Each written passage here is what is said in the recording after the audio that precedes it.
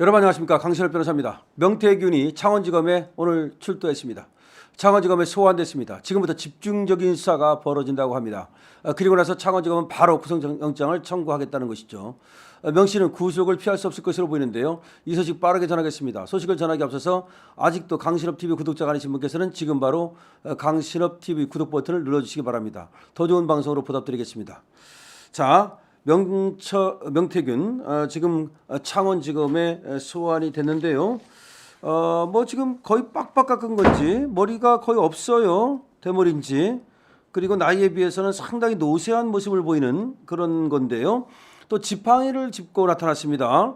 그래서 이런 사람이 뭐 그렇게 윤석열 대통령과 김건희 여사에게 접근해서 이렇게 저렇게 했다는 것인지 좀 알기가 어렵고요. 그 다음에 이준석과 천하람과 사진 찍을 때만 해도 조금 그래도 뭐 있어 보이는 듯한 이런 느낌도 있었는데 오늘 출두한 걸 보니까 완전히 거의 뭐 노인네 냄새가 나는 그런 보잘것없는 그런 나띵이라고 보이는데, 이런 사람이 어떻게 뭐 지금 대한민국의 정계를 브로커로서 흔들 수 있었는지 정말 이해가 가지 않습니다. 자, 이런 자에게 농락을 당했다면 그야말로 정말 그 사이에서 누군가가 이자를 믿게 만드는, 이자에게 힘을 실어주는 그런 세력이 있었다고 봐야 되거든요. 그것이 지금 이준석이라고 지금 보여지는 것이고, 또 지금 이자가 활개치게 만든 그런 보이지 않는 세력이 있지 않나라는 생각을 드는데요. 이자에 의해서 김건희 여사가 지금 괜한 오해를 받고 있고요. 윤석열 대통령이 담화에서 밝힌 바와 같이 이자하고 뭐 몇 번 연락한 건 사실이지만 자꾸 엉뚱한 얘기를 해서 연락을 끊어버렸는데 나중에 좀 미안한 생각이 들어서 전화를 받아준 것뿐이라는 거 아닙니까? 따라서 명태균과 부적절한 어떤 일은 없었다라고 얘기를 하고 공천 개입이니 이런 것도 없었다고 분명히 선을 긋고 있습니다. 근데 명태균 본인도 말이죠, 자신이 폭로한 것은 없다 이렇게 얘기를 하는데요. 그럼 명태균이 폭로하지 않았다면 도대체 누가 폭로를 한 것인지, 그리고 그 폭로한 사람과 명태균의 관계는 무엇인지, 그러니까 이 명태균과 강혜경의 사이는 무엇인지, 명태균과 김영선 관계는 무엇인지, 이 강혜경과 김영선은 또 어떤 관계인지, 이 삼각 스캔들인지 여러 가지가 정말 궁금한 일인데요. 지금 명태균은 또 그런 말을 했습니다. 강혜경이가 자기한테 2천만 원을 달라고 요구를 했다. 그래서 뭐 그걸 들어주지 않았더니 강혜경이가 이런저런 폭로를 했다, 뭐 그런 식인 것 같습니다.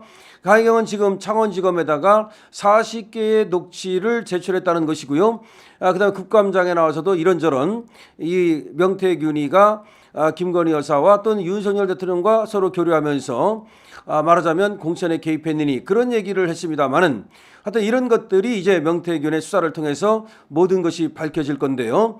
지금 창원지검에는 수사 인력이 대폭 보강이 됐습니다. 대검에서 이 검사를 4명이나 보강을 시켰고요. 그리고 차장검사가 주축이 돼서 이 명태균 수사에 들어갔습니다. 이 명태균 수사는 말이죠, 낱낱이 밝혀야 됩니다. 말 그대로 낱낱이 밝혀야 됩니다. 이런 브로커가 어떻게 해서 이준석이라고 하는 마이너스 3선을 당대표로 만드는 그런 어떤 헛짓거리를 했는지를 밝혀야 하고요. 그리고 이 명태균이가 김영선을 갖다가 공천을 해주고 이준석한테 부탁했던 것으로 지금 보이죠. 그래놓고 나서는 세비를 반띵한다든지 이런 것들은 천하에 정말 있을 수 없는 그런 공분을 일으킬 만한 사건이기 때문에 이번에 검찰에서는 명명백백히 명태균 스캔들을 밝혀야 된다는 건데요. 지금 검찰은 먼저 명 씨를 상대로 2022년 6월 1일 국회의원 보궐선거에서 김영선 전 의원이 국민의힘 후보로 당선된 이후 같은 해 8월부터 지난해 12월까지 총 25차례에 걸쳐서 명 씨에게 송금한 9,031만 원의 성격을 추궁할 것으로 보인다라고 하는 기사가 났는데요. 그러니까 무슨 말이냐, 재보궐선거에서 김영선이 공천을 받아서 당선되거든요. 그리고 당선되고 나서 김영선이 받는 세비, 그거를 8월부터 12월까지, 그러니까 같은 해 2022년 8월부터 2023년 12월까지입니다. 총 25차례에 걸쳐서 9,031만 원을 받았었는데 이것이 김영선이 받은 세비를 반띵했다는 거 아닙니까? 이런까지도 정확히 송금하라, 뭐 그런 얘기가 있지 않습니까? 강혜경하고 이 명태균이하고 주고받은 그 문자 속에 말이죠. 그래서 이 돈의 성격을 규명할 거라는 거죠. 이에 대해서 말이죠. 이 명 씨는 뭐라고 말하느냐, 그 다음에 김영선 의원은 뭐라고 말하느냐, 이거는 개인적인 채무 관계다 이렇게 얘기를 하는데, 강 씨와의 개인적인 채무 관계라는 게 이상하죠. 왜 그러냐면 강혜경 그 통장으로 돈을 넣고 강혜경이가 이 돈을 관리하고 뭐 그랬기 때문에 사실은 명태균과 김영선이가 주고받은 거지만 그 사이에는 강혜경이 깨어 있고, 그러니까 이제 강혜경하고 개인적인 채무 관계다 이렇게 핑계를 대고 있는 겁니다. 하지만 강 씨는 대선 때 여론조사로 윤석열 대통령을 도와준 명 씨가 김건희 여사를 통해 김 전 의원의 공천을 도와준 대가다, 뭐 그렇게 얘기를 하는데, 그러니까 강 씨의 얘기는 뭐냐면은 개인적인 채무 관계가 아니고 명태균이가 대선 때 윤석열 대통령을 도와준 거, 그거에 대해서 그 윤석열 대통령 쪽에서 김영선을 공천해줬기 때문에, 그래서 즉 명태균 때문에 김영선이가 공천받은 거다. 그래서 그 고마움으로 김영선이가 그 명태균한테 돈을 보낸 거다. 뭐 그런 얘기입니다. 근데 여기서 중요한 것은 뭐냐면 명태균과 김영선 사이에 주고받은 돈은 명태균과 김영선의 관계고, 이건 이준석과의 관계지 이게 김건희 여사나 윤석열 대통령과의 관계가 아니에요. 그런데 계속해서 강혜경은 지금 이준석 쪽으로 몰아가는 것이 아니라 김건희 여사 쪽으로 몰아가는 거야. 이게 저의 지금 확실한 어떤 진단이거든요. 그러니까 김영선이가 공천을 받은 것은 이준석 때문에 받은 거다 이 말이죠. 그런데 이것이 김건희 여사 때문에 받은 것처럼 강혜경이는 그렇게 몰아가고 있다는 거죠.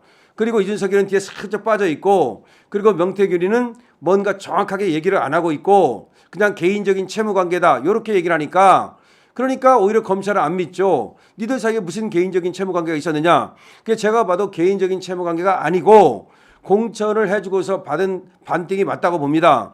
다만 공천을 해준 것은 이준석이라는 거죠. 그런데 강혜경이는 계속 지금 이준석 쪽으로 가야 별 나올 게 없지 않습니까? 이 강혜경이는 김건희 여사 쪽으로 가야 뭔가 나올 게 있고 자기가 어떤 민주당으로부터 얻을 게 있으니까 그렇게 지금 거짓말을 하고 있는 겁니다. 명 씨는 말이죠, 이거 말고도 또 3억 7,500만 원의 비용을 들여서 여론조사를 뭐 했고, 이것을 윤석열 대통령한테 무상으로 제공했다고 하는데 이것의 여부를 조사한다는 것인데, 이것도 마치 윤석열 대통령을 끌어들이는 그런 어떤 물귀신 작전을 쓰고 있는데, 지가 해오라는 얘기도 안 했는데, 예를 들어서 했다 하더라도 지가 예를 들어서 그냥 갖다 줬으면 그 돈을 왜 줍니까? 예를 들어서 여론조사를 한다는 것은 계약서를 쓰고 계약금을 주고 너가 여론조사를 해달라 이래야 돈을 주는 거지, 지 멋대로 여론조사를 했다고 치더라도 그게 가치가 있는지 없는 건지도 모르고 그냥 갖다 주고 나서 나 했으니까 돈 주시오 그럽니까? 이건 말이 안 되는 것인데, 이런 주장을 하는 거에 대해서도 이제 살펴볼 거고, 그 다음에 명태균이는 말이죠, 6.1 지방선거 당시에 역시 아니나 다릅니까? 국민의힘 기초단체장 예비후보 A씨하고 그 다음에 광역의원 예비후보 B씨로부터 2억 4천만 원을 받아 챙겼다는 거예요. 역시 이게 중요한 겁니다. 그러니까 명 씨가 무슨 힘이 있걸래 이렇게 광역 의원 나가는 사람, 기초단체장 나가는 사람으로부터 돈을 받아 챙길 수 있었느냐? 이거는 이준석을 팔았다고 봐야 되는 거죠. 이준석이가 당시에 당대표였기 때문에.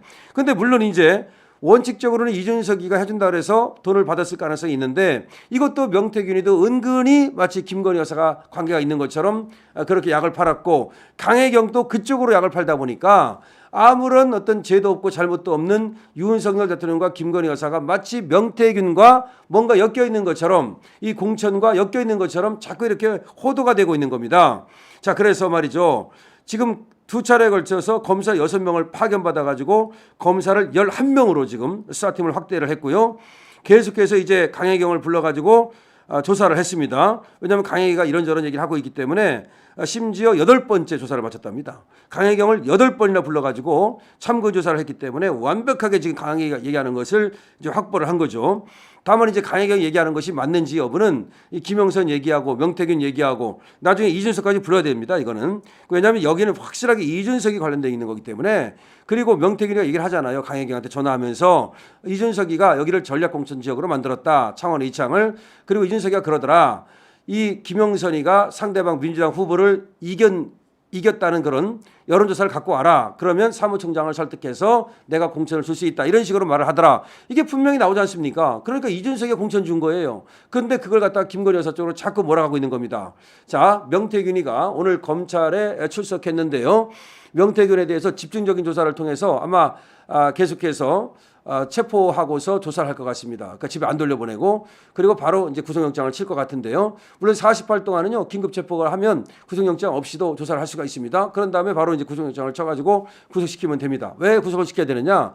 명태균이가 자꾸 엉뚱한 얘기를 하기 때문이에요. 명태균이가 지금 쓸데없는 소리를 하면서 이번에도 어떤 얘기를 했냐면은 자기가 폭로한 건 없다. 그럼 자기가 폭로를 안 했는데 왜 그 지금 쓸데없는 얘기들이 다 지금 드러나는 겁니까? 명태균하고 김건희 여사하고 카톡을 나누었다. 명태균하고 윤석열 대통령하고 뭐 녹음을 해가지고 전화를 했다. 이런 것들이 어떻게 명태균이 아닌 다른 사람에 의해서 폭로가 되는 것인지 정말 이해할 수가 없잖아요.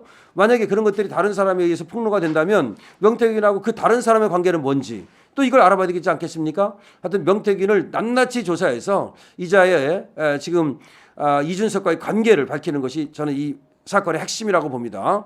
그런데 이거를 김건희 여사 쪽으로 자꾸 몰아가고 있는 거 이것도 이 명태균에 대해서 확실하게 말이죠. 단도리를 해야 될 겁니다. 구속영장 당연히 필요합니다. 강신업 TV입니다.